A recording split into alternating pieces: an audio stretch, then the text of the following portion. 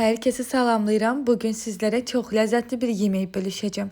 Sizleri bilmirəm mən ama vermişili çok sevirəm.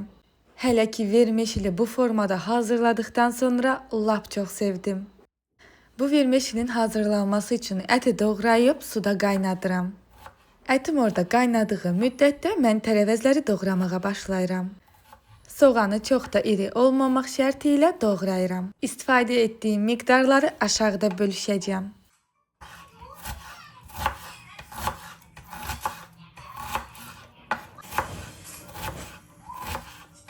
Soğanı doğradıktan sonra yaşıl biberlerimi de bu formada doğrayıram.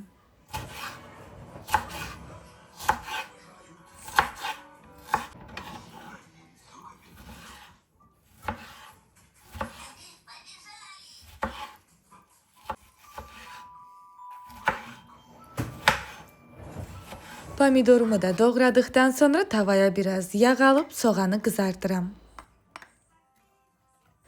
Soğanı biraz kızarttıktan sonra sudan çıxartdığım ətlərimi soğana əlavə edirəm.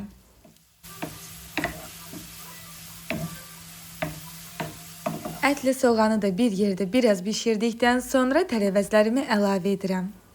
Doğradığım yaşıl biberi, qırmızı biber də əlavə edirəm, onu dondurucudan çıxartmışam. Sizləri bilmirəm, amma mən yayda biberləri və pomidorları alıb doğrayıb bu formada dondurucuda saxlayıram. Lazım olduqca da istifadə edirəm. Biberlərimin də üzərinə doğradığım pomidorları və ədviyyatları döküb bir yerdə bişirirəm.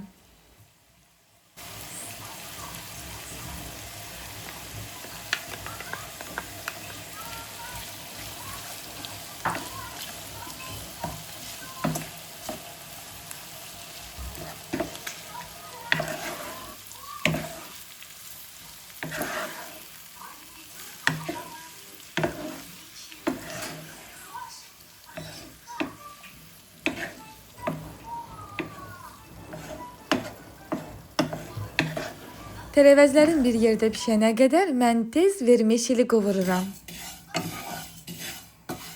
Vermişilin qovrulmağı elə də bir vaxtınızı almayacaq. Qızlar, qapağı açdığımda ləzzəti artıq videodan hiss olunur. Və qovurduğum vermişili üzərinə əlavə edirəm. Vermişili də tökdükdən sonra üzərinə ətin suyunu əlavə edirəm. Ətin suyu ilə bişdikdə lap ləzzətli olur. İndi videoda da görəcəksiniz, su qaynara düşəndə artıq qapağını bağlayıram. Tərəvəzlərin və ətin ləzzəti vermişlə keçir və çox möhtəşəm bir ləzzət ortaya çıxır. Əziz izləyicilərim, kanalıma əgər hələ də abunə deyilsinizsə, mütləq abunə olun. Abunə olun ki, növbəti videolarımı qaçırtmayasınız. Videonu bəyənib və rəy yazsaz çox sevinərəm. Siz mənim videomu bəyənib rəy yazın, mən isə sizlər üçün növbəti videolar paylaşım. Bu videonu səsləndirdikdən sonra gedib sizlər üçün yeni bir ləzzətləri çəkib paylaşacağım. Kanalıma dəstək olun ki, bir yerdə böyüyək. Hazırlayacaq olan hər kəsə nuş olsun. Videomu sona qədər izlədiyiniz üçün hər birinizə təşəkkürlər.